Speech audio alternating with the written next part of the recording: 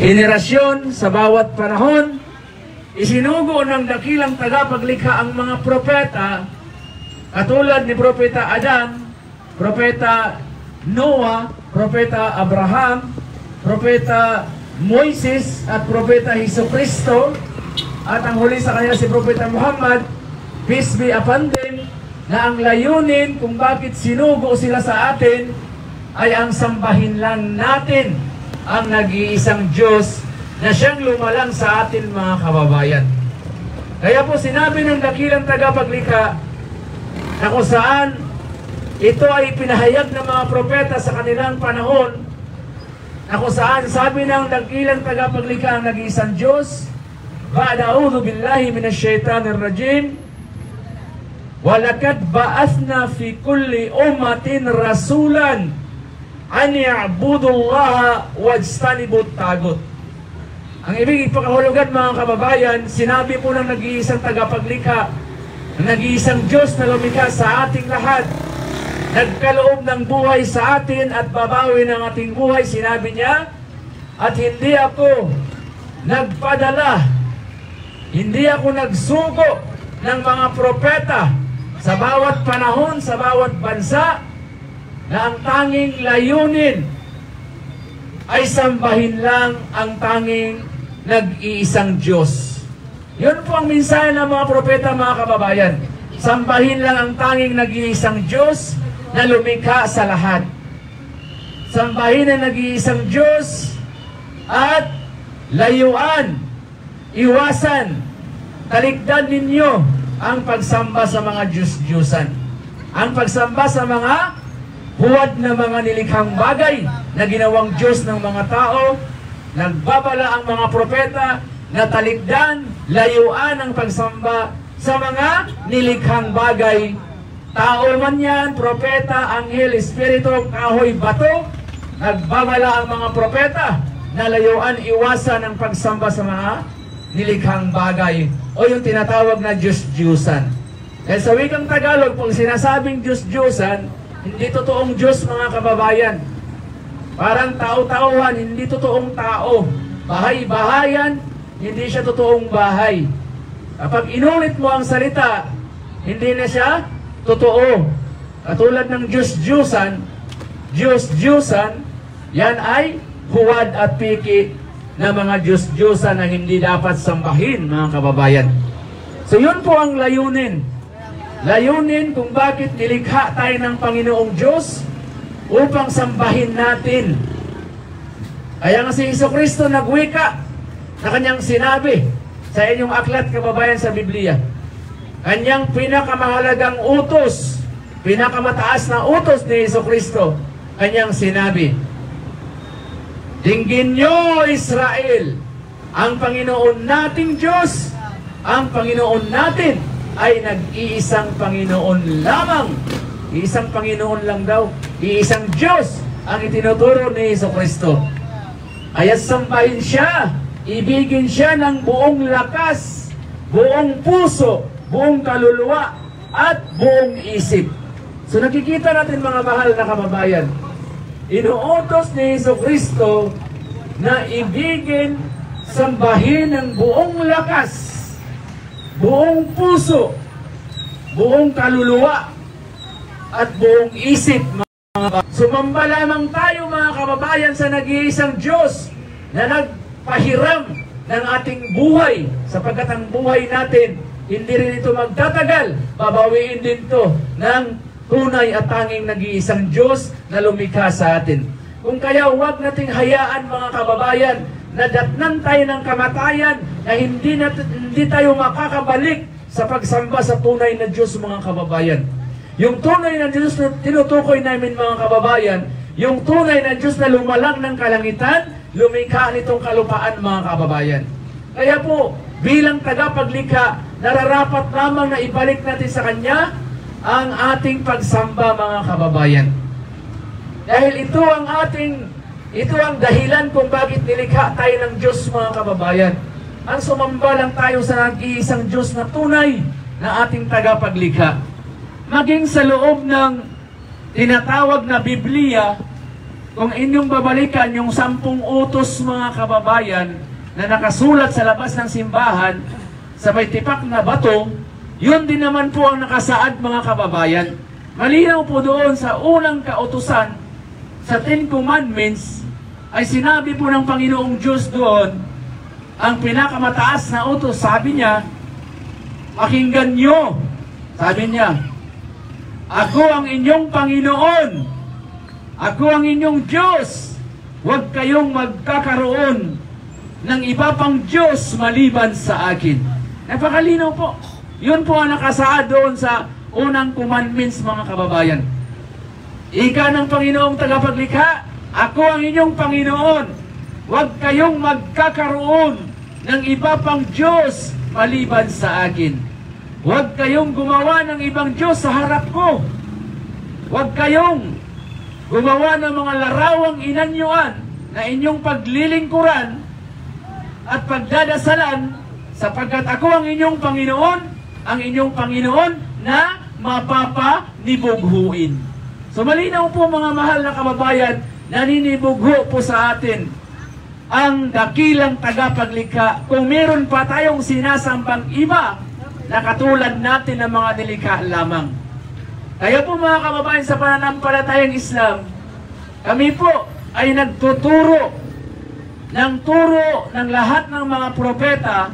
Ipinagpatuloy namin ang mensahe ng lahat ng mga propeta katulad ni Abraham, ni Moises at Jesus Christ at si Muhammad.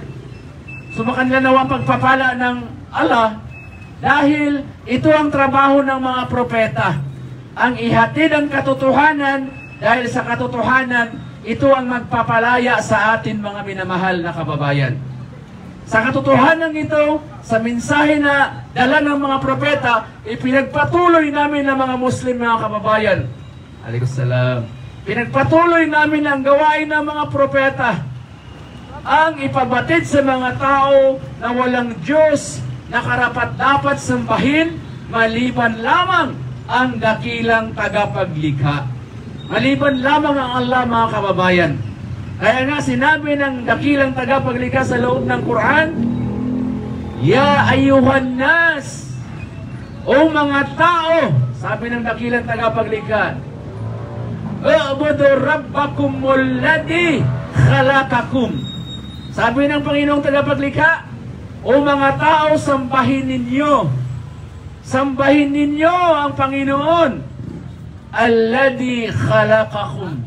Ang Panginoon na siyang naglikha sa inyo. Kaya kung sino man ang sinasamba ng mga tao, sino mang sinasamba ninyo mga kababayan, na hindi naman tagapaglikha, pagpus nilikha lang din, sinamba ninyo, tunay na maling pagsambayan. Dahil ang tunay na Diyos, Huwal Khalik, siya ang tagapaglikha mga kababayan.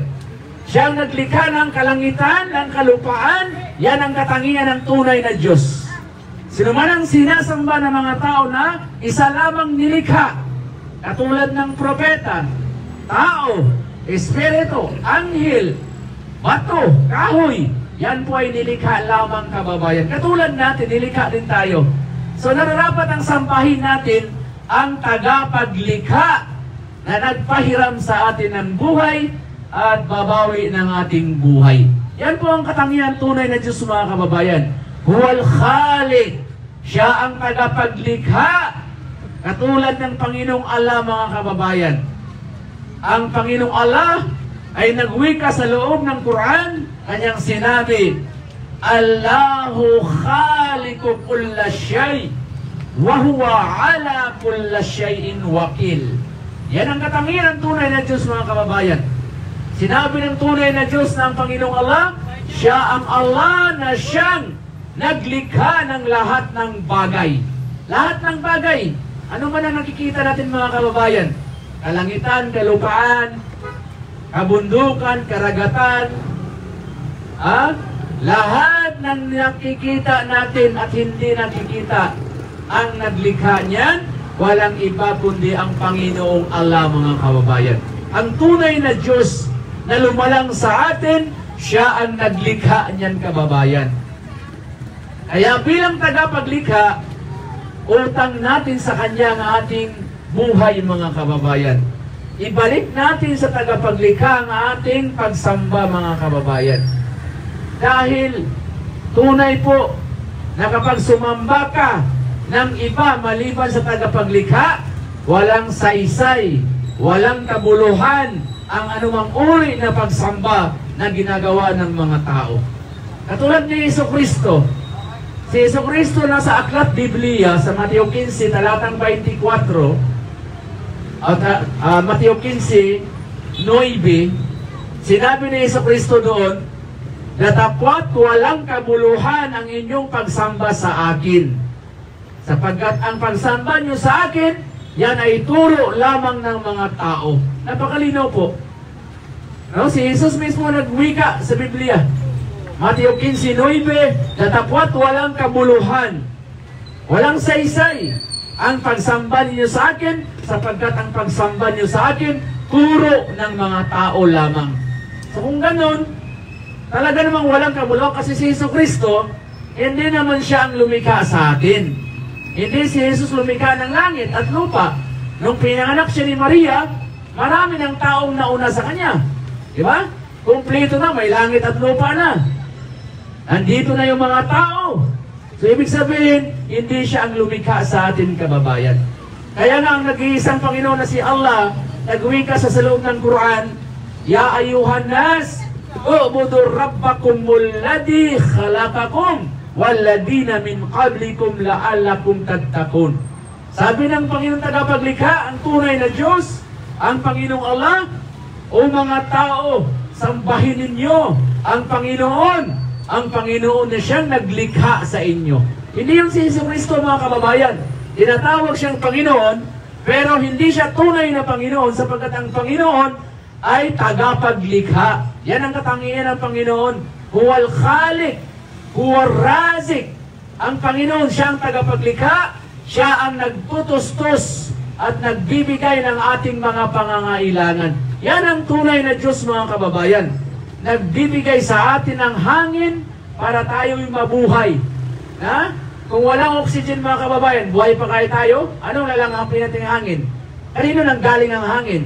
Di ba? Sa dakilang tagapaglikha, mga kababayan.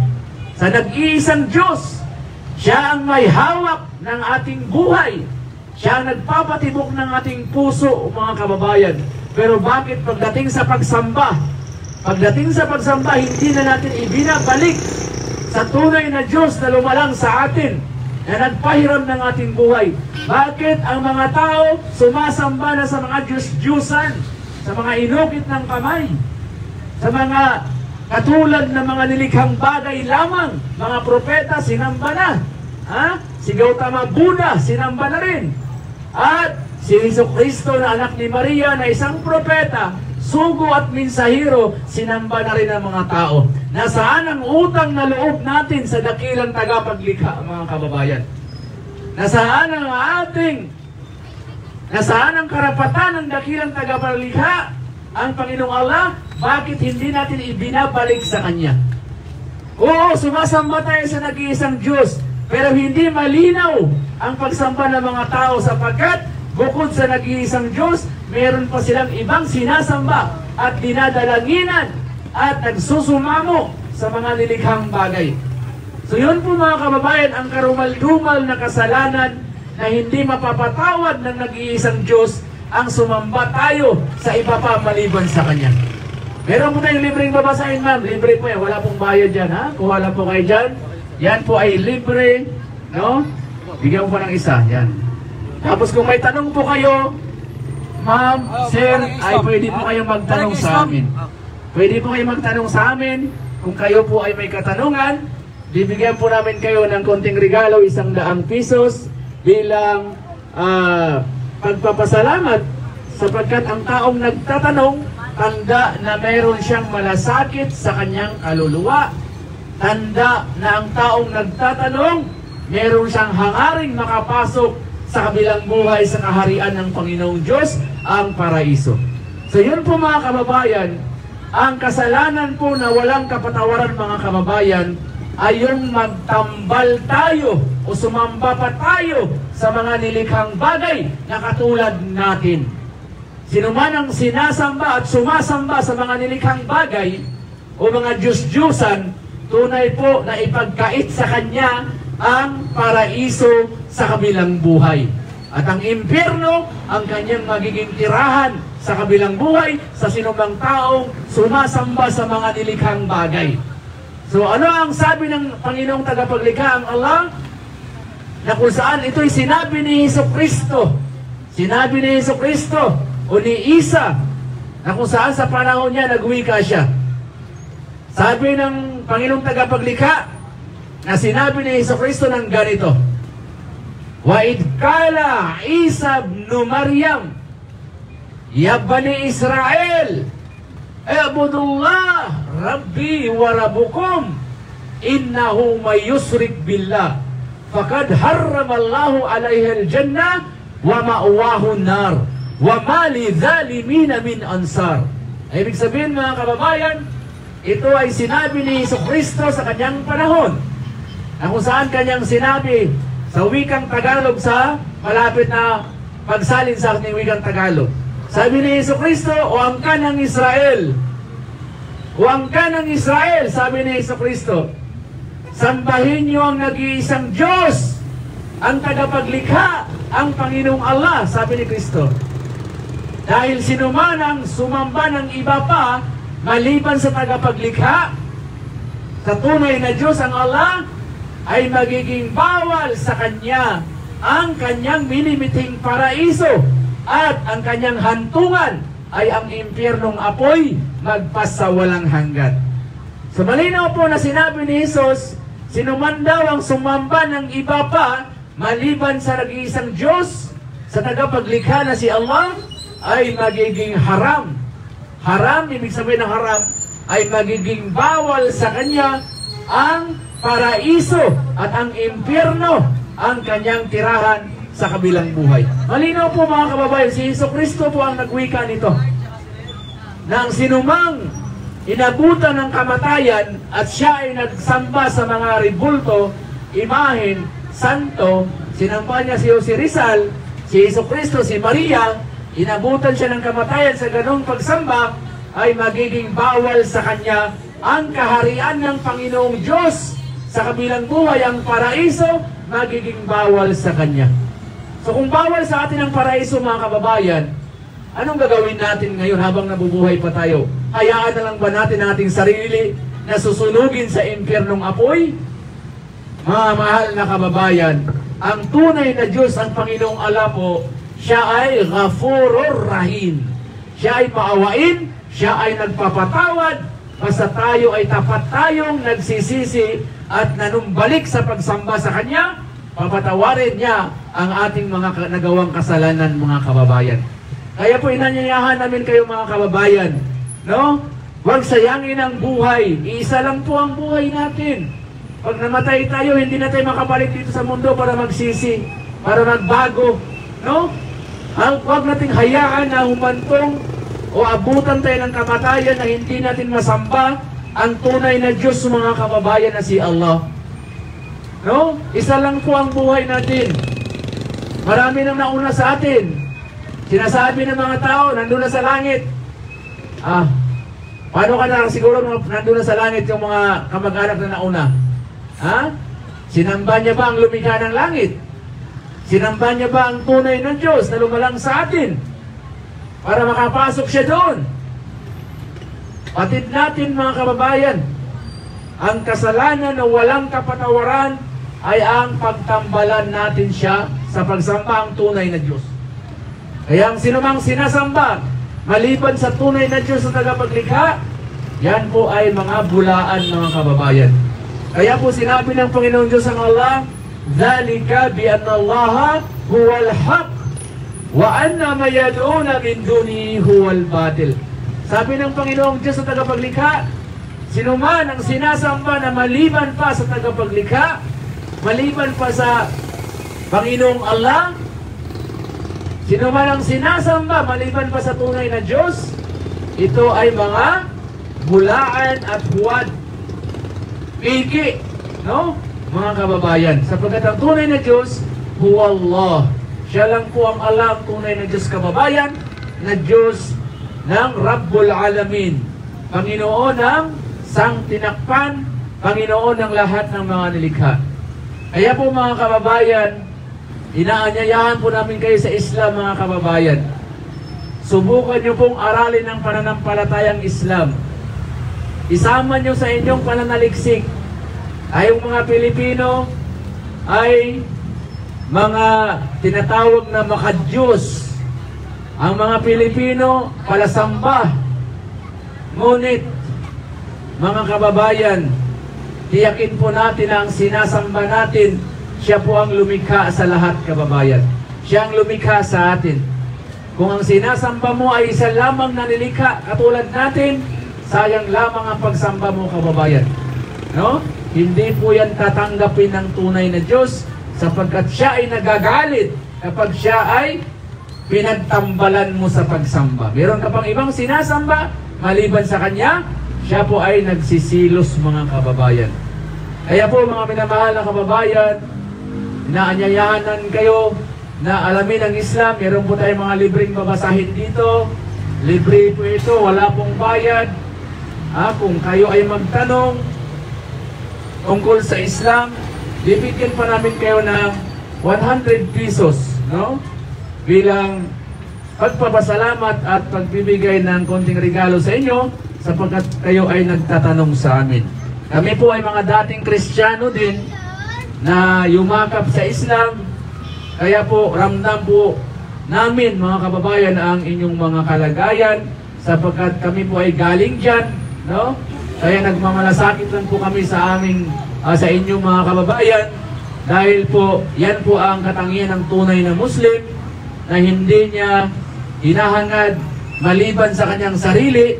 Kung ano ang hinahangad niya sa kanyang sarili ay amin ring hinahangad para sa inyong mga kababayan. So hanggang dito na lang at meron pa magsasalita na aking kapatid. At kung may nasabi kami dito kababayan na nakakasakit ng inyong damdamin, humingi kami ng paumanhin.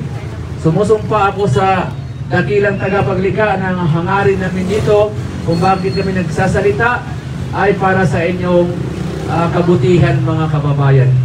Hinahangad namin sa inyo na kayo ay gabayan, patnubayan, kahabagan ng dakilang tagapaglikha ang Allah para masumpungan ninyo ang minimithi nating kaligtasan sa kabilang buhay mga kababayan. So maraming salamat po at hanggang sa muli at bigyan natin pagkakataon ng ating kapatid na magbahagi. Si Brother Fahad ay isa rin po siyang dating Kristiyano, palipat-lipat sa loob ng Kristyanismo hanggang nasumpungan niya ang katotohanan sa loob ng pananampalatayang Islam na siyang minimiting kaligtasan sa kabilang buhay upang tayo ay magkamit ng buhay na walang hanggan. Kailangan yakapin natin ang Islam mga kababayan. Sinabi po ng Panginoong Diyos, wa may yabtagi ghayral Islam dinan falay yuqbala minhu wa huwa fil akhirati minal khasirin. Sabi po ng nag-iisang Diyos na lumikha sa ating lahat, ang Panginoong Allah, sinuman ika niya ang maghangad ng ibang relihiyon maliban sa Islam, submission to the will of God, the Almighty Creator. Ang Islam, pagsunod, pagsuko at pagtalima, pagsamba sa kaisahan ng nag-iisang Diyos, falay yuqbala minhu.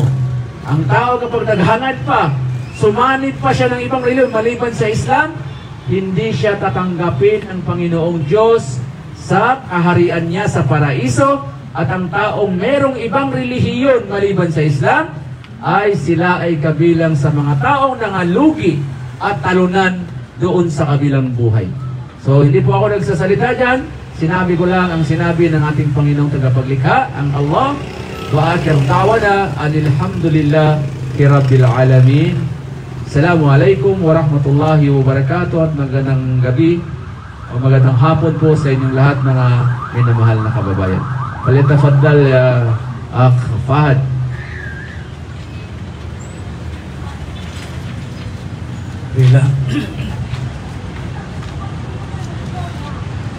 Bismillahirrahmanirrahim.